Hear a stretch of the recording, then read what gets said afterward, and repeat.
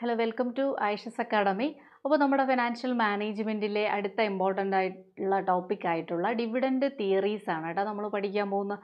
അപ്പോൾ dividend theories പഠിക്കുമ്പോൾ നമ്മൾ ഓർത്തിരിക്കേണ്ടത് നമ്മൾ ക്യാപിറ്റൽ സ്ട്രക്ചർ തിയറീസ് ഒക്കെ പഠിച്ചിട്ടുള്ളതാണ് അല്ലേ. ഈ ക്യാപിറ്റൽ സ്ട്രക്ചർ തിയറീസിലും നമ്മൾ ഈ ക്യാപിറ്റൽ സ്ട്രക്ചർ തിയറീസിനെ റെലവൻ്റ് എന്നും ഇറലവൻ്റ് എന്നും ഒക്കെ ക്ലാസിഫൈ ചെയ്യാറുണ്ട്. അതുപോലെ രണ്ട് ക്ലാസിഫിക്കേഷൻ നമുക്ക് ഡിവിഡൻഡ് തിയറീസിനുണ്ട്. അപ്പോൾ ഈ ഫിനാൻഷ്യൽ മാനേജ്മെൻറ്റിൻ്റെ മാത്രമല്ല കൂടുതലായിട്ടുള്ള ക്ലാസ്സസ് കാണാൻ വേണ്ടിയിട്ട് നിങ്ങൾ എൻ്റെ ചാനൽ സബ്സ്ക്രൈബ് ചെയ്യുക. കൊമേഴ്സ് റിലേറ്റഡ് ആയിട്ടുള്ള എല്ലാ ക്ലാസ്സസും എൻ്റെ ചാനലിൽ ലഭ്യമാണ്. ഓക്കെ, അപ്പോൾ നമുക്ക് ക്ലാസ്സിലോട്ട് പോവാം. അപ്പോൾ നമ്മൾ ആദ്യം പറയുന്നത് ഡിവിഡൻഡ് തിയറീസിൻ്റെ ക്ലാസിഫിക്കേഷനാണ്.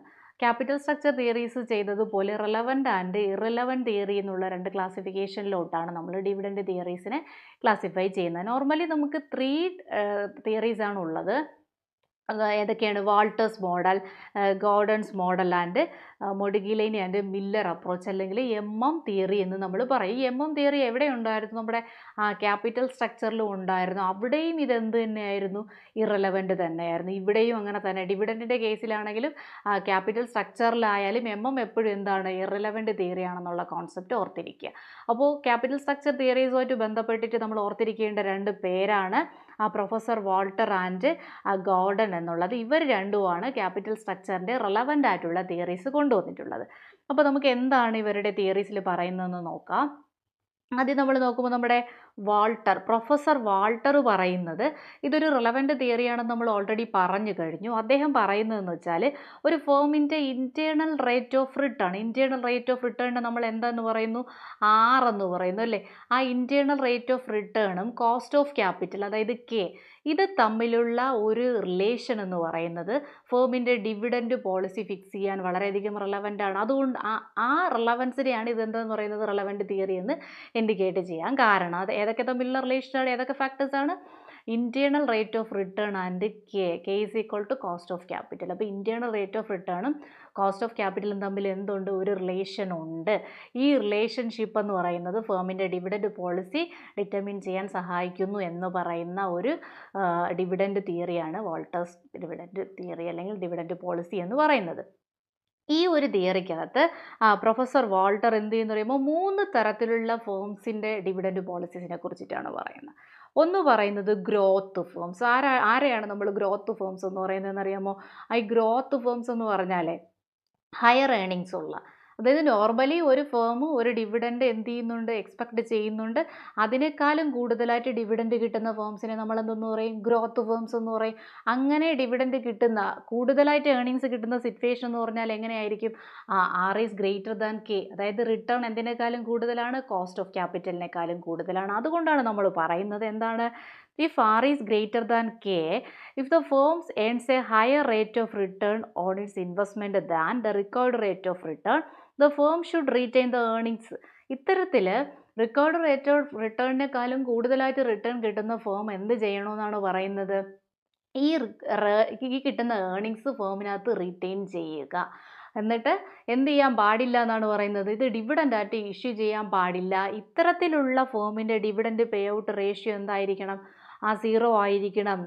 Which would maximize the value of shareholders അല്ലെങ്കിൽ വാല്യൂ ഓഫ് ഷെയർസ്. അതായത് ഇത് ഇങ്ങനെ ചെയ്യുന്നത്, അതായത് ഹയറായിട്ട് ഏൺ ചെയ്യുന്ന ഏർണിങ്സിനെ ഫേമിനകത്ത് തന്നെ റീറ്റെയിൻ ചെയ്യുമ്പോൾ അത് ഷെയറിൻ്റെ മാർക്കറ്റ് വാല്യൂ ഇൻക്രീസ് ചെയ്യാൻ സഹായിക്കുന്നു. അവിടുത്തെ ഒപ്റ്റിമം പേ ഔട്ട് റേഷ്യോ എന്ന് പറഞ്ഞാൽ എത്രയായിരിക്കും? 0. ഏർണിങ്സ് ഉണ്ടാവുന്നു, എന്ത് ചെയ്യുന്നില്ല? ഡിവിഡൻഡ് ഡിക്ലെയർ ചെയ്യുന്നില്ല, പകരം അത് റീറ്റെയിൻസ് ആയിട്ട് തന്നെ ബിസിനസ്സിനകത്ത് തന്നെ എന്ത് ചെയ്യുന്നുണ്ട്? റീറ്റെയിൻ ചെയ്യുന്നു. അവരുടെ ഒപ്റ്റിമം പേ ഔട്ട് റേഷ്യോ എന്ന് പറഞ്ഞാൽ എന്തായിരിക്കും? അവിടെ 0% ആണ്. This is for growth firms only. Growth firms എന്ന് പറയുന്ന സിറ്റുവേഷൻ അവിടെ ഉണ്ടാവണമെങ്കിൽ R ഈസ് ഗ്രേറ്റർ ദാൻ എന്തായിരിക്കണം? K ആയിരിക്കണം. അടുത്ത സെക്കൻഡ്ലി പറയുന്നത് ഡിക്ലൈനിങ് ഫേംസിനെ കുറിച്ചാണ്. ഡിക്ലൈനിങ് ഫേംസ് എന്ന് പറഞ്ഞാൽ അവിടെ എന്ത് കുറവാണ്? ഏർണിങ്സ് കുറവാണ്. R is less than K ആണ് സിറ്റുവേഷൻ. അങ്ങനെയുള്ള ഫേംസ് എന്ത് ചെയ്യണമെന്നറിയാമോ? ഇവരുടെ ഏർണിങ്സിൻ്റെ 100%ഉം എന്ത് ചെയ്യണമെന്ന് പറയുന്നുണ്ട് ഇദ്ദേഹം? ഡിവിഡൻ്റായിട്ട് ഡിസ്ട്രിബ്യൂട്ട് ചെയ്യണമെന്ന് പറയുന്നത്. എന്തിനാണ് അങ്ങനെ പറയുന്നതെന്ന് വെച്ചാൽ ഡിക്ലൈനിങ് ഫേംസ് ആകുമ്പോഴത്തേക്ക് അവർക്ക് ഈ ഒരു പ്രോഫിറ്റിൻ്റെ ലെവൽ കുറഞ്ഞു വരും. അപ്പോൾ ഈ ഷെയർ ഹോൾഡേഴ്സിൻ്റെ കോൺഫിഡൻസ് കുറയാൻ അതൊരു എന്താവും? ഒരു കാരണമാവും. അങ്ങനെ വരരുത്. ഷെയർ ഹോൾഡേഴ്സിനെ നമ്മൾ എന്ത് ചെയ്യണം? പിടിച്ച് നിർത്തണം. അതിന് വേണ്ടിയിട്ട് ഇവർക്കുണ്ടാകുന്ന ഏർണിങ്സ് ഫുള്ളും എന്തായിട്ട് ഡിവിഡൻ്റായിട്ട് ഷെയർ ഹോൾഡേഴ്സിന് ഡിസ്ട്രിബ്യൂട്ട് ചെയ്ത് കൊടുക്കണം. അപ്പോൾ ഡിക്ലൈനിങ് ഫേമിൻ്റെ എന്താണ്? ഡിവിഡൻഡ് പേ ഔട്ട് റേഷ്യോ എന്ന് പറഞ്ഞാൽ 100% ആണ്. ഗ്രോത്ത് ഫേമിന് 0%. ഗ്രോത്ത് ഫേം എന്ന് പറഞ്ഞാൽ അത്രയും ഒരു ഹയർ ലെവൽ അവർ നിൽക്കുന്നു. അവർക്ക് പിന്നെ എന്ത് ചെയ്യേണ്ട കാര്യമില്ല. അവരുടെ ഏർണിങ്സിൻ്റെത് ഡിവിഡൻഡ് എന്ത് ചെയ്യേണ്ട, ഡിസ്ട്രിബ്യൂട്ട് ചെയ്യേണ്ട, അത്രയും മാത്രം തന്നെ റീറ്റെയിൻസ് ആയിട്ട് വയ്ക്കുമ്പോഴത്തേക്കും ഷെയർ ഹോൾഡേഴ്സിൻ്റെ മൈൻഡിൽ ഇത്രയും എന്താണ് ഒരു ഫിനാൻഷ്യൽ വെൽ ബീയിങ് ഉള്ളൊരു ഫേമാണ് എന്നുള്ളൊരു മെൻറ്റാലിറ്റിയിലോട്ട് പോകും. അപ്പോൾ ഗ്രോത്ത് ഫേമായി, ഡിക്ലൈനിങ് ഫേമായി. അടുത്ത് നമ്മൾ പറയുന്നത് നോർമൽ ഫേംസിൻ്റെ സിറ്റുവേഷനാണ്. ഈ നോർമൽ ഫേംസ് എന്ന് പറഞ്ഞാൽ ആരാണെന്നറിയാമോ? R=K ആണ്. എന്താണ് നോർമൽ ഫേംസ് എന്ന് പറഞ്ഞാൽ? R=K. അതായത് റിട്ടേണും കോസ്റ്റ് ഓഫ് ക്യാപിറ്റലും അവിടെ എന്താണ്? സെയിം ആണ്. ഇവരെ സംബന്ധിച്ച് ഇവർക്ക് എന്തില്ല, ഒരു ഒപ്റ്റിമം പേ ഔട്ട് റേഷ്യോ എന്നുള്ളൊരു സാധനം ഇല്ല എന്നാണ് പറയുന്നത്. That means dividend policy will not affect market value shares, as the shareholders will get the same return from the firm as expected by them. ഇവിടെ എന്തില്ല, ഈ ഒരു മാർക്കറ്റ് വാല്യൂ, ഷെയറിൻ്റെ മാർക്കറ്റ് വാല്യൂ ഡിറ്റർമിൻ ചെയ്യാൻ ഡിവിഡൻഡ് പോളിസിക്ക് യാതൊരു വിധ എന്തുമില്ല, റെലവൻസും അല്ലെങ്കിൽ ഒരു ഇമ്പോർട്ടൻസും ഇല്ല. കാരണം ഷെയർ ഹോൾഡേഴ്സ് പ്രതീക്ഷിക്കുന്നു, അതിനനുസരിച്ചുള്ള റിട്ടേൺ അവിടെ എന്ത് ചെയ്യുന്നുണ്ട്, കിട്ടുന്നുണ്ട്. അതുകൊണ്ട് നമുക്ക് പറയാം ഈ നോർമൽ ഫേംസിനെ സംബന്ധിച്ച് അവർക്ക് എന്തില്ല, അവർക്കൊരു ഒപ്റ്റിമം പേ ഔട്ട് റേഷ്യോ എന്ന് പറയുന്ന ഒരു റേഷ്യോ ഇല്ല എന്നാണ് നമ്മൾ മനസ്സിലാക്കേണ്ടത്. There is no optimum dividend pay out ratio and the value of the firm would not change with the change in the dividend rate. And ഇവർക്ക് എന്തില്ല, ഒപ്റ്റിമം ഡിവിഡൻഡ് റേഷ്യോ ഇല്ല. അതുപോലെ തന്നെ വാല്യൂ ഓഫ് ദ ഫേം ഈ ഡിവിഡൻറ്റിൻ്റെ റേറ്റിന് അനുസരിച്ചിട്ടല്ല എന്ത് ചെയ്യുന്നത്, change ചെയ്യുന്നത്. ഓക്കെ, അപ്പോൾ വാൾട്ടേഴ്സ് മോഡലിൽ നമ്മൾ ഫേംസിന് 3 ക്ലാസിഫിക്കേഷൻ പറഞ്ഞു. ഗ്രോത്ത് ഫേം എന്ന് പറയുമ്പോഴത്തേക്കും ഈ മാച്ച് ദ ഫോളോവിങ്ങിലൊക്കെ ഈ ക്വസ്റ്റ്യൻ ചോദിക്കാറുണ്ട്. അതായത് ഗ്രോത്ത് ഫേമിൻ്റെ ഇക്വേഷൻ പിന്നെ ഏതാണ്? അപ്പോൾ ഗ്രോത്ത് ഫേം എന്ന് പറയുമ്പോഴത്തേക്ക് R=K. പിന്നെ declining firm R=K. Normal firm R=K. അങ്ങനെ ഈ മാച്ച് ദ ഫോളോവിങ്. അപ്പോൾ ഈ ഒരു സംഭവം നിങ്ങൾ ഇപ്പം തന്നെ എന്ത് ചെയ്യണം, ബൈ ഹാർട്ട് ചെയ്ത് പഠിക്കണം. എന്താണ് ഈ ഗ്രോത്ത് ഫേംസിൻ്റെ ഒപ്റ്റിമം പേ ഔട്ട് റേഷ്യോ എങ്ങനെയാണ്?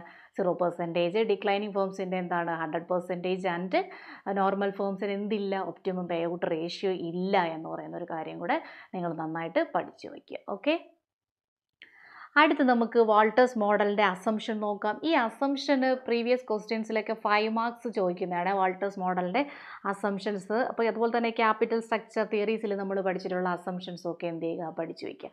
ഇവിടെ ഫസ്റ്റ് പറയുന്നത് എന്താണ്? The firm finances all investment through retained earnings. Firm finance ചെയ്യുന്നത് എന്തിന്ന് മാത്രമായിരിക്കണം? റിട്ടേൺഡ് ഏർണിങ്സ് എന്ന് മാത്രമായിരിക്കണം. ദാറ്റ് മീൻസ് എന്താണ്? ഡെപ്റ്റും ഇക്വിറ്റി എന്ത് ചെയ്യാൻ പാടില്ല, യൂസ് ചെയ്യാൻ പാടില്ല. ഡെപ്റ്റോ അല്ലെങ്കിൽ ഇക്വിറ്റിയോ ഇഷ്യൂ ചെയ്തുകൊണ്ടല്ല ഫേമിൻ്റെ ഫിനാൻസ് നടക്കേണ്ടത്. പിന്നെ ഏതിൽ നിന്നാണ്? ഫുള്ളി ഫ്രം റീറ്റേൺഡ് ഏർണിങ്സ് എന്നുള്ളതാണ് ഫസ്റ്റ് അസംഷൻ പറയുന്നത്. സെക്കൻഡ് പറയുന്നത് internal rate of return and cost of capital എന്തായിരിക്കണം? കോൺസ്റ്റൻ്റ് ആയിരിക്കണം. ആറും കെയും എന്തായിരിക്കണം? കോൺസ്റ്റൻ്റ് ആയിരിക്കണം. അടുത്ത് പറയുന്നത് all earnings are either distributed as dividend or reinvested internally immediately. ഫേമിനുണ്ടാകുന്ന എല്ലാ ഏണിങ്സും ഒന്നുകിൽ ഡിവിഡൻ്റ് ആയിട്ട് എന്ത് ചെയ്തിട്ടുണ്ടായിരിക്കണം? ഡിക്ലെയർ ചെയ്തിട്ടുണ്ടായിരിക്കണം. നമ്മൾ പറഞ്ഞില്ലേ ഡിക്ലൈനിങ് ഫേംസിൽ ഡിവിഡൻഡ് ഡിക്ലെയർ ചെയ്യുമെന്ന് പറഞ്ഞില്ലേ? ഒന്നുകിൽ അങ്ങനെ ചെയ്തിട്ടുണ്ടായിരിക്കണം, അതല്ലെങ്കിൽ ആ ഏണിങ്സ് റീറ്റെയിൻഡ് ഏണിങ്സ് ആയിട്ട് റീറ്റെയിൻ ചെയ്തിരിക്കണം ഇമ്മീഡിയറ്റ്ലി എന്ന് പറയുന്നത്. ഇത് രണ്ടിൽ ഏതെങ്കിലും ഒരു കാര്യം ചെയ്തിട്ടുണ്ടായിരിക്കണം. അടുത്ത് പറയുന്നത് beginning earnings and dividends never change. അപ്പോൾ ഇതിൻ്റെ ഒരു കാൽക്കുലേഷന് വേണ്ടിയിട്ട് നമ്മുടെ ബിഗിനിങ് ഏർണിങ്സും ബിഗിനിങ് ഡിവിഡൻറ്റും നമ്മൾ കോൺസ്റ്റൻ്റ് ആയിട്ടാണ് എടുക്കുന്നത്. ആൻഡ് ദ ലാസ്റ്റ് വൺ പറയുന്നത് the firm has A very long or infinite life എന്നുള്ളതാണ്. ഫേമിന് ലോങ് ലൈഫ് ഉണ്ടെന്നുള്ളൊരു അസംഷൻ കൂടെ നമ്മൾ ഇതിനകത്ത് പറയുന്നു. അപ്പോൾ എന്തൊക്കെയാണ് 5 അസംഷൻസ് നമ്മൾ പറഞ്ഞു വാൾട്ടേഴ്സ് മോഡലിൽ. ഏതൊക്കെയാണ്?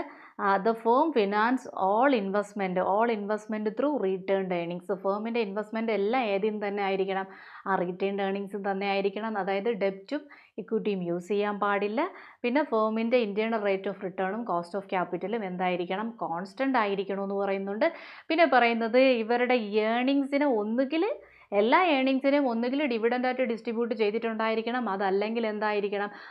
ഇമ്മീഡിയറ്റ്ലി അത് റീറ്റേൺ ഏർണിങ്സ് ആയിട്ട് റീറ്റെയിൻ ചെയ്യുക. And beginning earnings and dividend is treated as constant. And the ഫേമിന് എന്തുണ്ടെന്ന്? ലോങ് ലൈഫ് ഉണ്ടെന്നുള്ള അസംഷൻസ് ആണ് നമ്മുടെ വാൾട്ടേഴ്സ് മോഡലിൻ്റെ പ്രധാനപ്പെട്ട അസംഷൻസ് എന്ന് പറയുന്നത്. ഓക്കെ, അപ്പോൾ നമ്മൾ ഡിവിഡൻഡ് തിയറിയിലെ റെലവൻറ്റ് തിയറി ആയിട്ടുള്ള വാൾട്ടേഴ്സ് മോഡലാണ് ഇന്ന് പഠിച്ചത്. അത് നന്നായിട്ട് പഠിക്കുക.